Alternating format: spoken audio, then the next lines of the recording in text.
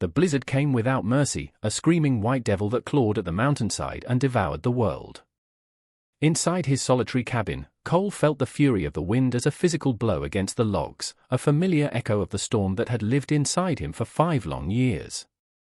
He was a man carved from granite and grief, his heart a frozen stone in his chest since the day he'd buried his wife and daughter. The fire that took them had burned away everything soft within him, leaving only the hard, cold shell of a man who asked for nothing and offered less. He was stoking the fire, the orange light dancing across the haunted plains of his face, when a frantic pounding on his door cut through the howl of the wind. It was a sound he hadn't heard in years, a sound of the living world intruding upon his tomb. He ignored it. Let the storm take them.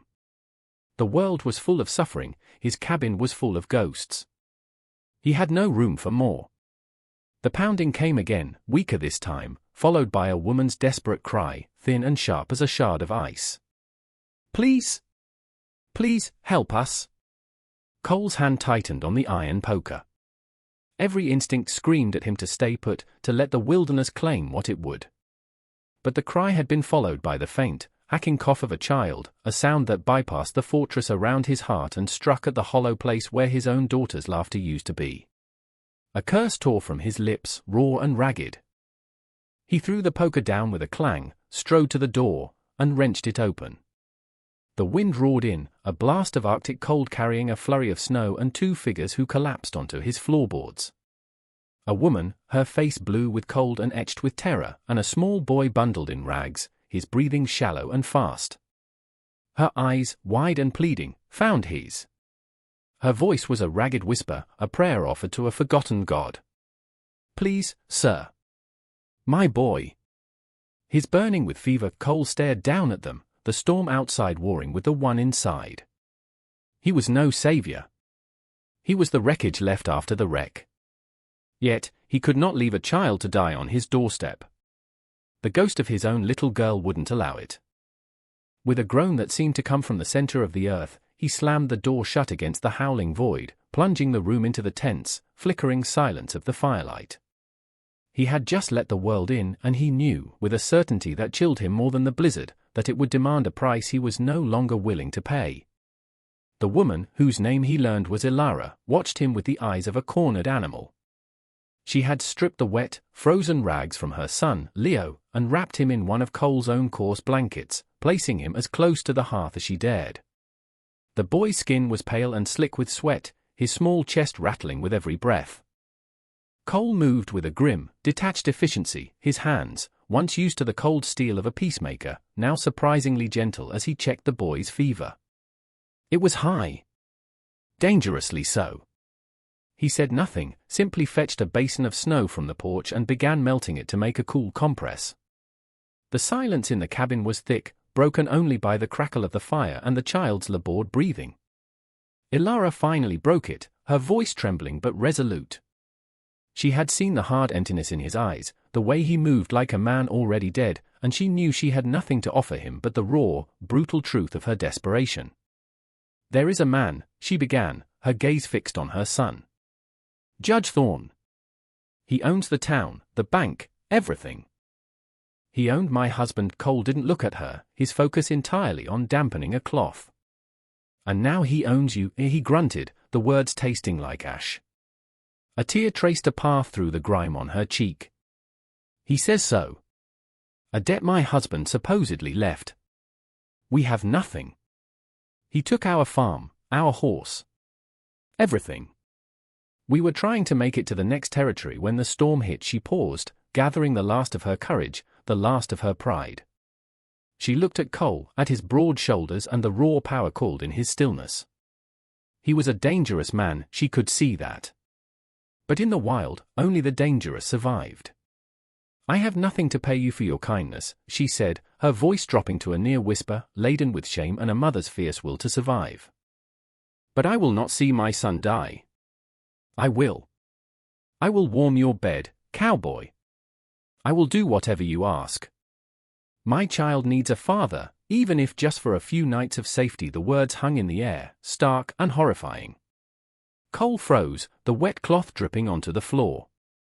It wasn't the offer that stunned him into silence, it was the abyss of despair from which it had been clawed. He saw his own wife's face in her desperation, the same fierce love that would do anything, sacrifice anything, for her child. The pain was so sharp, so sudden, it was like a physical stab wound. He turned to face her, and for the first time, she saw something flicker in the depths of his grey eyes. Not pity. Not lust. It was rage. A pure, cold rage that was terrifying in its intensity. Never, he snarled, the word a promise and a command. You will never say that again in this house. He turned his back on her, his entire body rigid. Your boy needs medicine, not a mother selling herself. And he doesn't need a father. Especially not me. He snatched his coat from its peg. Stay here. Bar the door.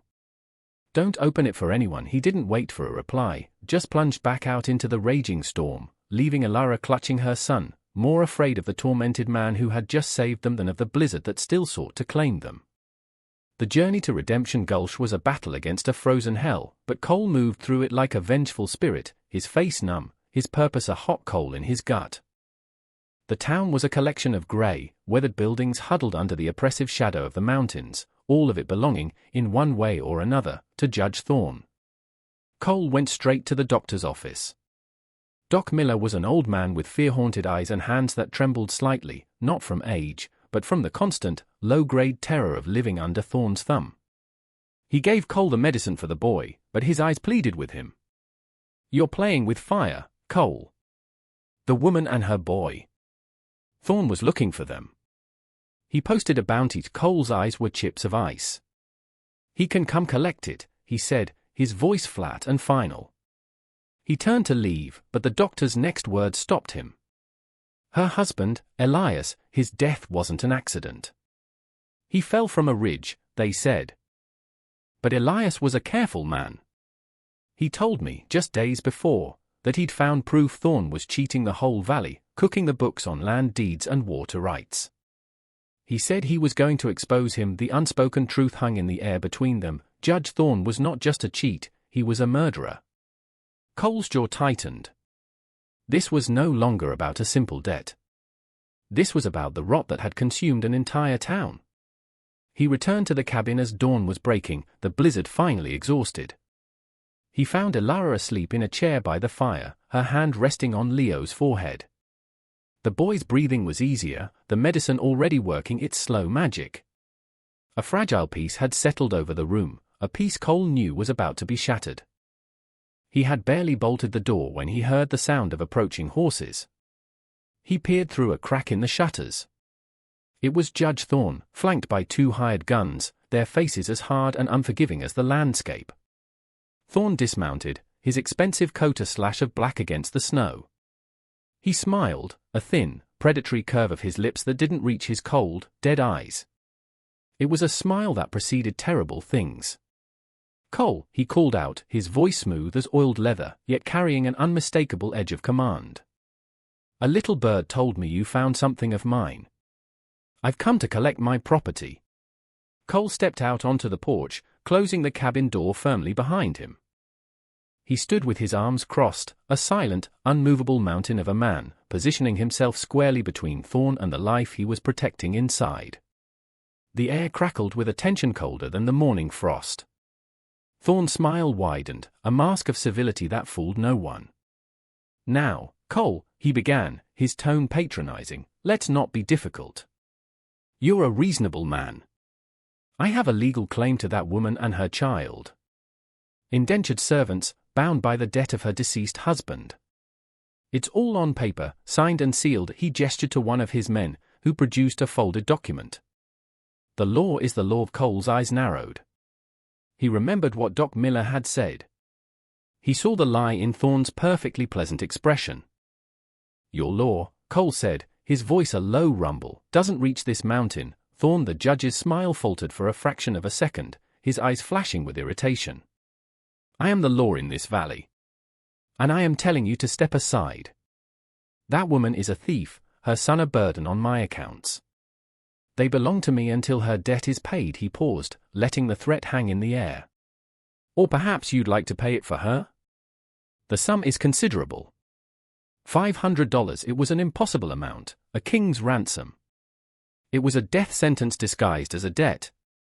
She owes you nothing, Cole stated, the words flat and absolute. Inside the cabin, Ilara listened, her heart hammering against her ribs. She held Leo close, the boy now awake but weak, his wide eyes full of fear. She had heard that voice before, that smooth, chilling tone from the man who had ruined her life. But she had never heard anyone defy him. The sound of Cole's voice, steady and fearless, was a shield she hadn't known she needed. Thorn let out a short, sharp laugh, like the bark of a coyote. Brave words from a man who hides from the world. What is she to you, Cole?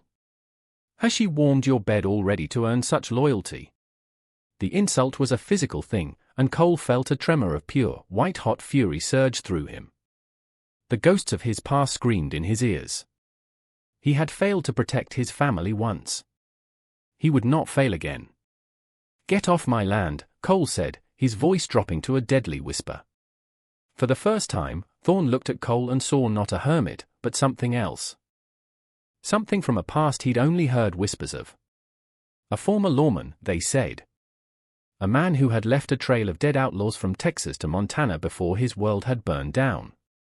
Thorn's bravado hardened into something uglier. Wrong choice, he hissed, the mask of civility gone completely. You will regret this. He remounted his horse, his face a thundercloud of rage. You have 1 hour to hand them over. Or we'll burn you out. Thorn and his men didn't leave. They retreated to the edge of the clearing, just beyond rifle range, their dark shapes a constant, menacing promise against the pristine snow. A siege had begun. Cole went back inside, his movements economical and grim. He bolted the door, checked the loads in his Winchester and his Colt, and placed them within easy reach. He looked at Ilara, whose face was a pale mask of terror. He'll do it, she whispered, her voice cracking. He'll burn us alive. Cole looked at the fire in the hearth, and for a moment, the memory of another fire, of screams he could never hear, threatened to paralyze him. He shook it off, forcing the past back into its cage. He'll try, Cole corrected her, his voice grim. He needed more than just guns. He needed proof. He needed the truth that Doc Miller had hinted at. He turned to Ilara, his gaze intense. The doctor told me your husband suspected Thorn of being a cheat.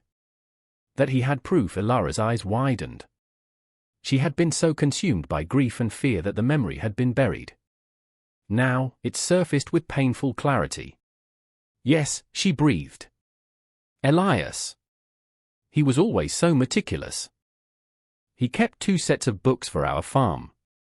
One for taxes, one for us. He said you can't trust a man who only shows you one ledger. A few weeks before he fell, he came home late. He was pale, but his eyes were blazing. He said, I've got him, Ilara.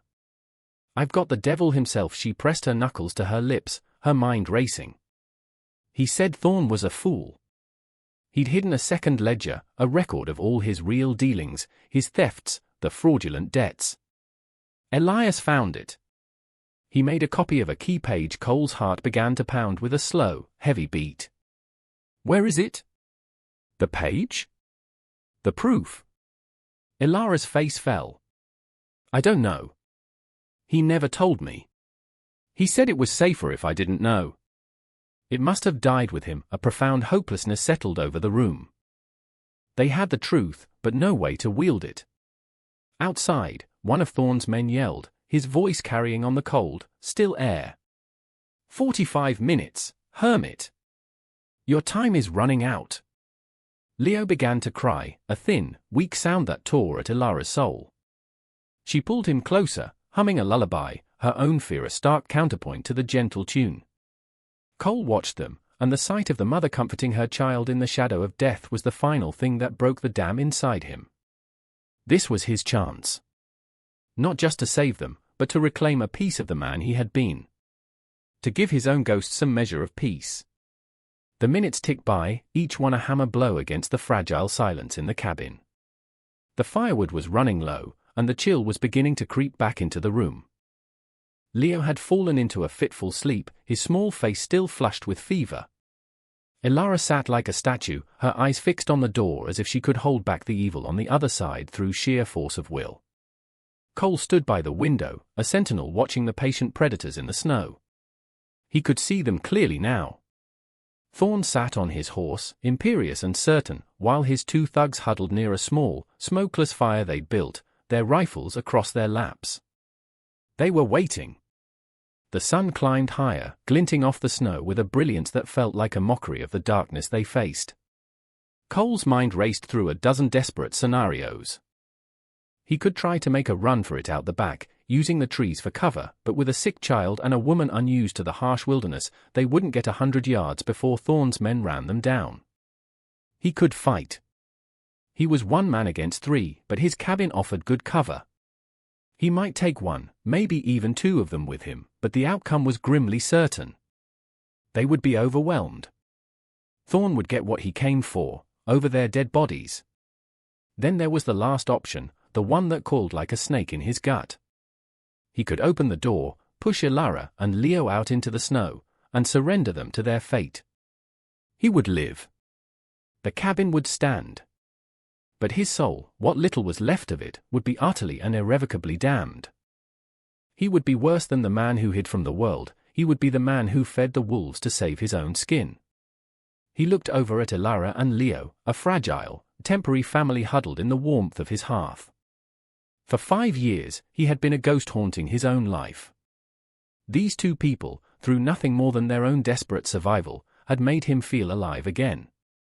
The choice before him was not about living or dying. It was about what kind of man he would be in the moments that remained to him. Would he die a coward, or would he die defending the innocent?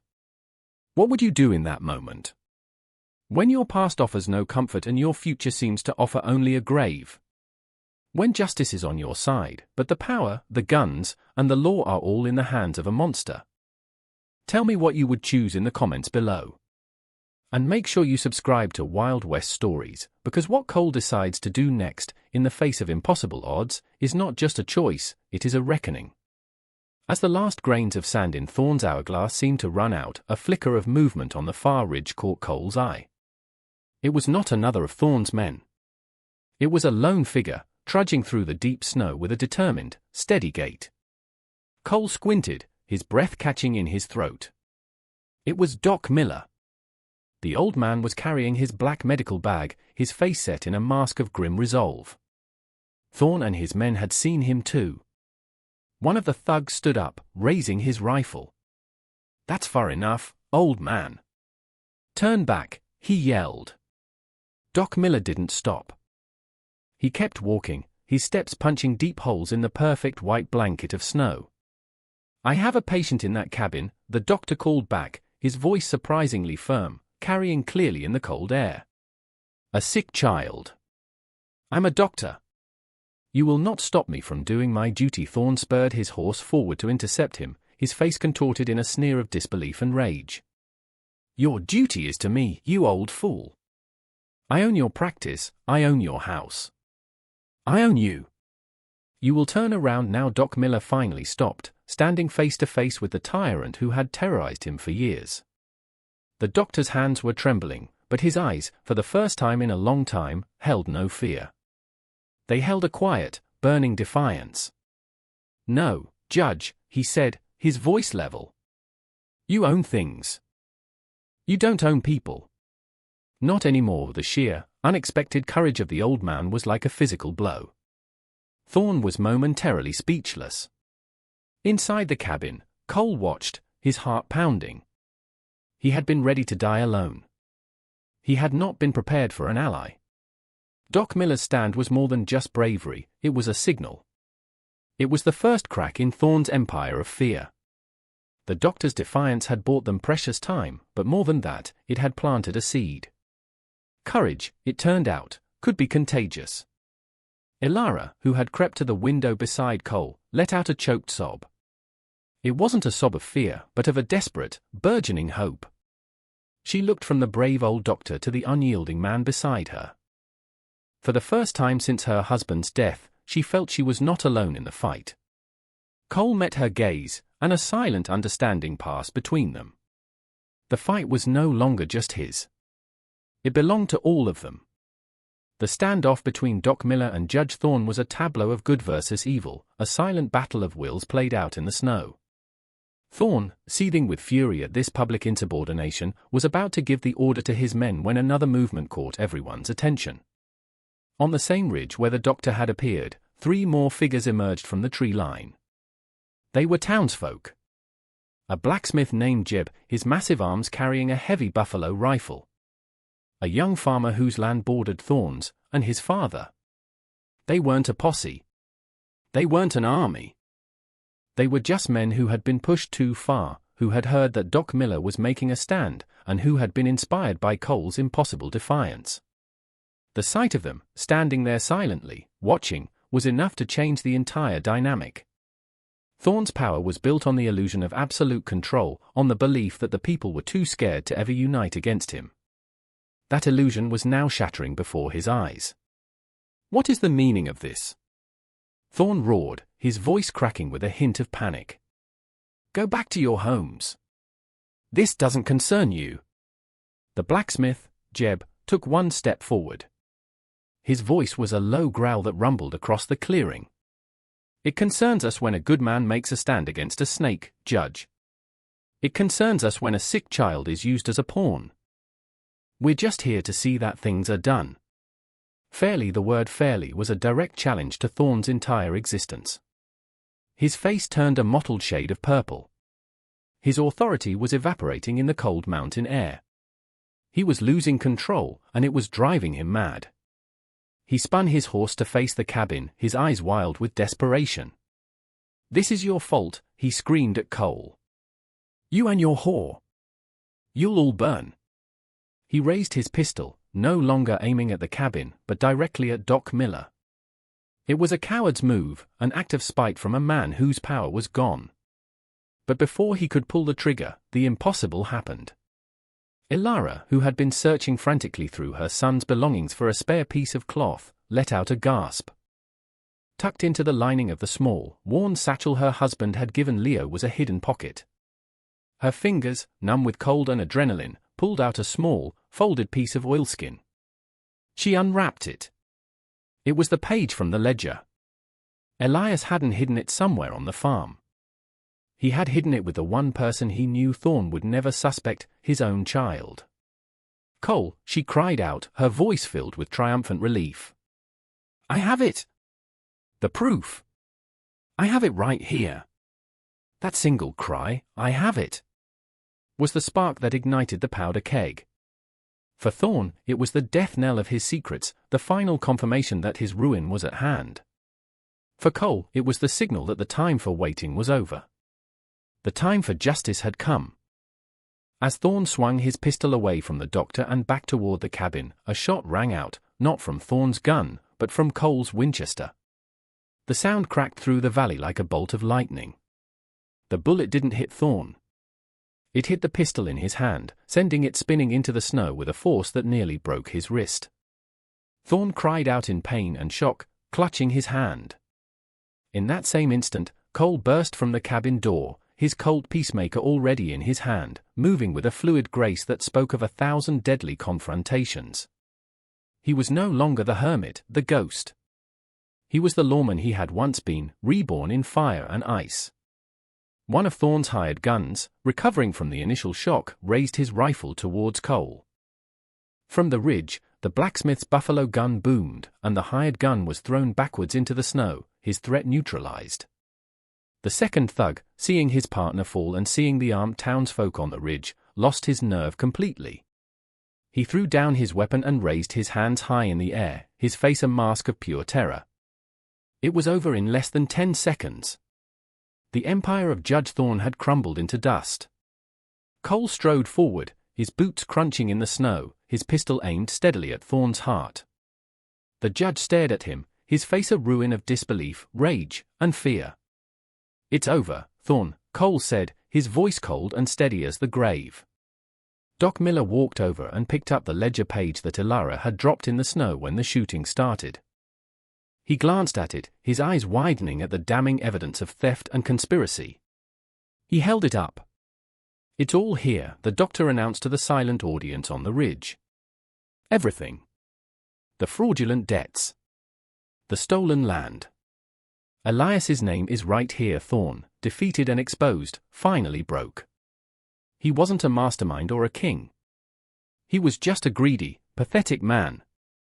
He fell to his knees in the snow, a whimpering, broken thing. Justice hadn't come from a courtroom or a badge. It had come from the courage of a broken man, the love of a desperate mother, and the quiet solidarity of a community that had finally found its voice. The epilogue of Winter's End came with the spring thaw. Judge Thorn was gone, taken away by a federal marshal who, armed with a ledger page and the testimony of a dozen emboldened townsfolk, had no trouble securing a conviction. His empire of debt and fear was dismantled, the fraudulent deeds voided, and the land returned to its rightful owners. The town of Redemption Gulch began to breathe again, its people slowly learning to trust the rhythm of the seasons more than the whim of a powerful man. On the mountain, a different kind of thaw was taking place. Cole's cabin was no longer a tomb. Laughter, a sound he thought he'd never hear again, now echoed off its walls. Leo, healthy and strong, spent his days chasing butterflies in the meadow, his past terrors fading like morning mist. Elara, her face no longer etched with fear but softened by a quiet joy, had brought life back not only to the small garden she planted but to the heart of the man who had given them sanctuary. Cole had not become the boy's father in the way Elara had so desperately offered. Instead, he had become something more. He was a protector, a partner, a friend. He taught the boy how to track a deer and how to read the clouds. He worked alongside Elara, rebuilding the fences on her rightful land, the two of them falling into a comfortable rhythm of shared work and quiet understanding. One evening, as they sat on the porch watching the sunset paint the sky in hues of orange and purple, Elara reached out and placed her hand over his. Cole didn't pull away. His hand, calloused and scarred, remained steady under hers. For 5 years, his heart had been a frozen, barren landscape. Now, he could feel the first green shoots of a new life pushing through the frost. He had learned the hardest lesson of all, that a man cannot truly heal his own wounds until he is willing to bandage the wounds of another. The story of Cole, Elara, and the fall of Judge Thorn became a quiet legend in the valley, a moral tale told around campfires. It was a story about how one single act of compassion, one man's refusal to step aside, can be enough to thaw the coldest winter and ignite the courage of a community. It taught that true strength isn't found in isolation and grief, but in the bonds we forge when we stand together against the darkness. If you were moved by Cole's journey from a haunted hermit to a reluctant hero, then subscribe to Wild West Stories for more tales of justice, redemption, and the untamed spirit of the frontier. And don't go anywhere. Click on the video you see on your screen now for another story that we promise is even more powerful. You won't want to miss it.